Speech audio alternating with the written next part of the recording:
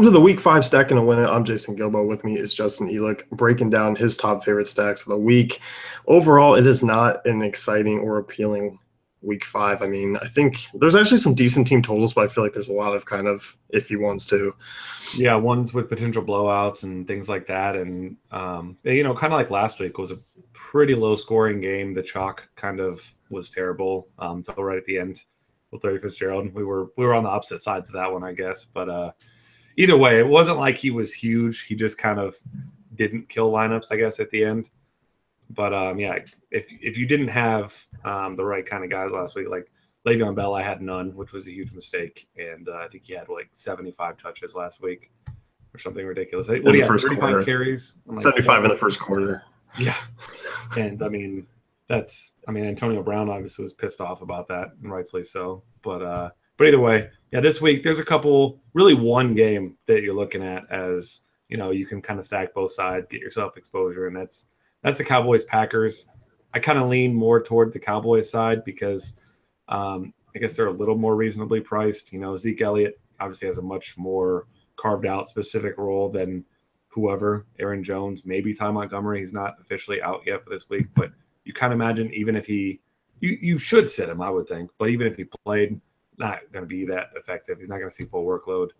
I'm not necessarily a believer in Aaron Jones. I don't know a whole lot about him, to be honest with you, but he's not a guy that I'm going to force into lineups outside of tournaments where he just kind of fits.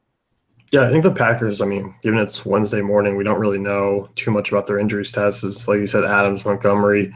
What we do know is, Randall, Cobb, Rodgers, Nelson are the three to key in. But, as far as the Dallas side goes, this is a good spot for them. They're road favorites, which I guess is kind of shocking to me, given the fact that they just lost to the Rams at home, and Rodgers at home has always been unstoppable. So I kind of find that odd, but you look at that Green Bay secondary, it's average at best. They failed to kind of stop the elite wide receivers this year. I think Des Bryant is getting a huge workload.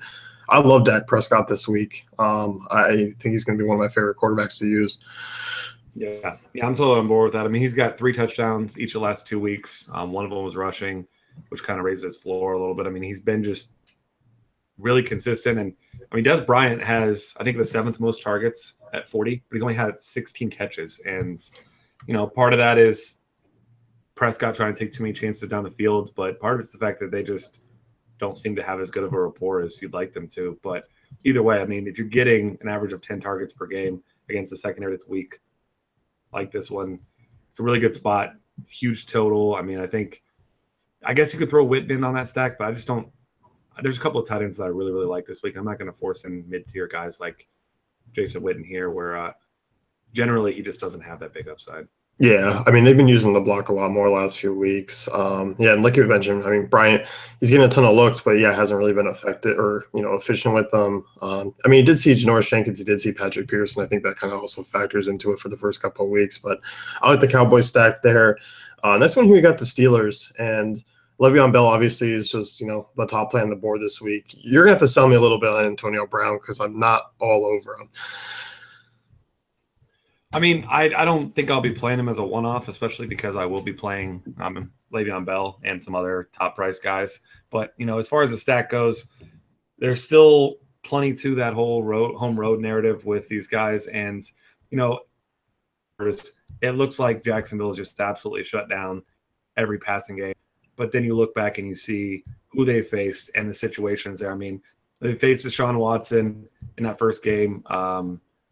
He played most of that game, I guess, after Savage got benched. He hadn't really got going yet. He wasn't very good in that game. They were just horrible that entire game. It was kind of they were in desperation mode for the entire second half, getting just destroyed.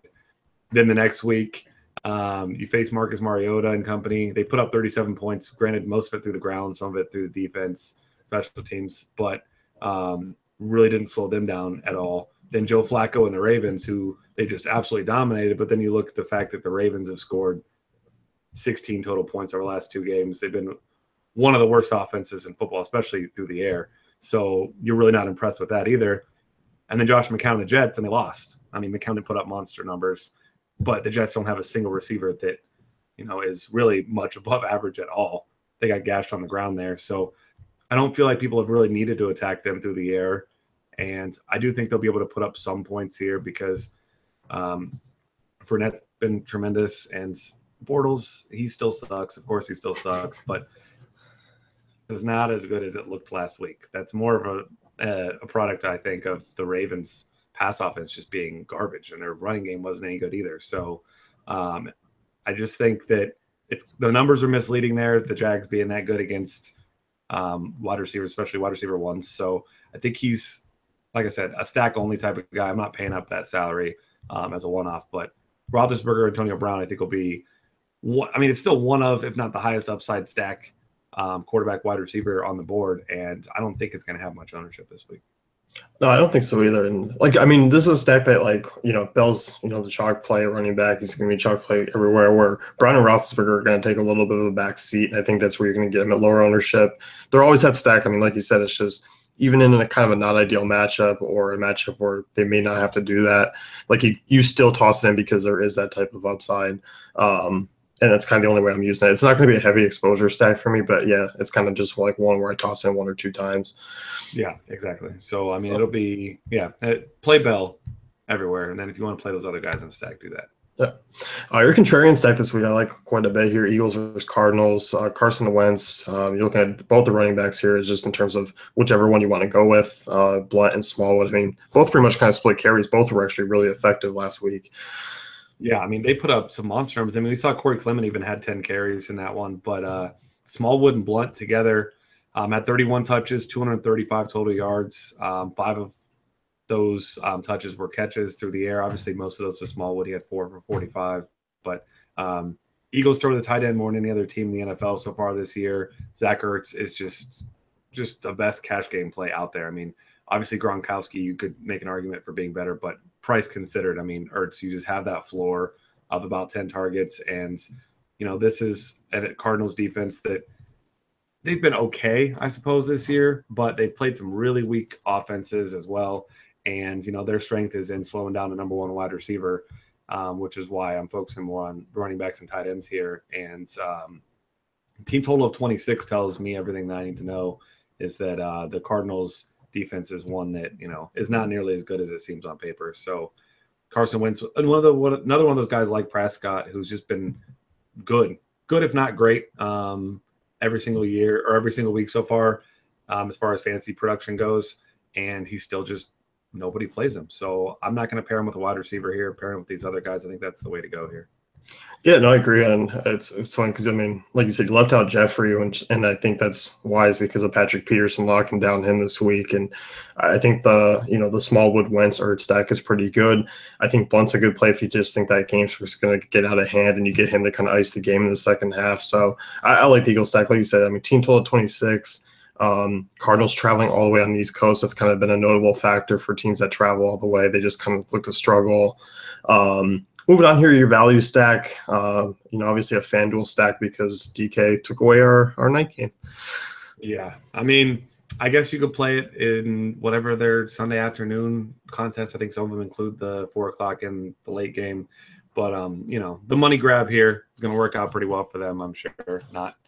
But I think on FanDuel, you really like them. And I think it's one of those things, since it's a game that's not available on both sites, maybe people don't spend as much time looking into it. Maybe that's anecdotal, and I'm sure, that Watson himself is going to have plenty of ownership, especially because he's just been tremendous the last couple weeks. His price is starting to get up a little higher, and he's a fine one-off play in his own right. But, we saw Lamar Miller struggle the first couple weeks, but with the way that this offense and the defense have really stepped up, kind of bought into this whole Deshaun Watson thing, I think the Watson-Hopkins duo is going to be one that's an awesome late hammer against the Chiefs. And Chiefs defense is a good defense, don't get me wrong, but Hopkins is one of those guys who just seems to be able to produce regardless of who's under center. And now Watson with that floor, being able to run the ball, and Miller all of a sudden with having to respect Watson's legs, he's all of a sudden got himself a floor and a ceiling, scored 2 touchdowns, and now Will Fuller back. He looked incredible in his first game. So there's a lot of ways you can go with this one here. And maybe throwing in Fuller instead of Hopkins. He's not going to have the same floor, but still got a really nice ceiling there. And that was an incredibly encouraging first game back for him. Yeah, no, it definitely was. And I mean, really, Fuller's the guy that stretches the field, takes a little bit of heat off Hopkins.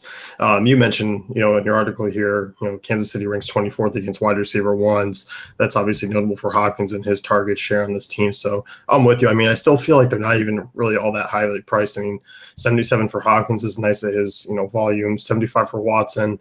Lamar Miller's cheap. So, I mean, like you said, I think this is going to be a value stack that what you have, but it's going to be really contrarian because I don't think a lot of people are going to be looking at this game for really any production. I think actually on both sides because they just kind of look like two grinded out offenses, but they're really not. Yeah, and then after Kareem Hunt this past week had 101 yards, and everyone's disappointed because I know it's down game. So I mean, granted, I'm not really on that train this week. I think at his price, I mean, he's a good fade. In tournaments, I think he's still got a great floor, but I mean, I'm not rushing out to pay, $9K roughly across the board for him against a defense that all of a sudden looks like the defense that we thought the Texans would have this year. So I think I'm definitely more on the Texans side on this one, but more so because of the price. Yeah. Any team just missed your cut this week? Man, there's a couple that I really want to like. I guess. Yeah, go. Was Miami one? No, I can't. I was looking at it. I mean, look, I intentionally played on that slate last week just so I could have some Devontae Parker, Jay Cutler, Stacks, and it was absolutely horrible. And if you can't score against that team, I mean, I don't really care that you had to fly to London. I mean, 0 points. They're averaging 8 points a game right now. Like, it's a horrible situation there. And Parker's the one-off play. Landry's the one-off play. I don't think people are going to play him as a stack. So like I'm kind of intrigued, and they're super cheap. So if you want to like roll Bell, Gurley, Bell, Zeke, and like stack Dolphins, I mean, I can see that. I don't hate it if you're building multiple lines, but otherwise, I think if you're just doing that, you're getting Landry exposure, you're getting Parker exposure, and that's about it.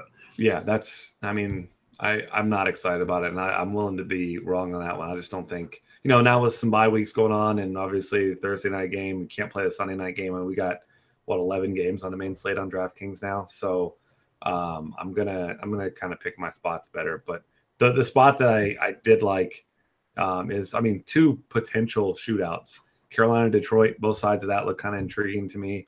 I'm not in love with stacking the Carolina side just because the production's kind of hard to figure out. We thought McCaffrey would have a big week last week. I was all over him, and I know I wasn't alone, but he was disappointed. But encouraging that Cam Newton finally looks pretty good. And the Lions defense has been tremendous, so I don't think there's going to be much ownership there at all. So I prefer the Lions side, though, because the Carolina defense, not good. Not nearly what I expected they'd be this year. You don't think so? I don't think they're bad.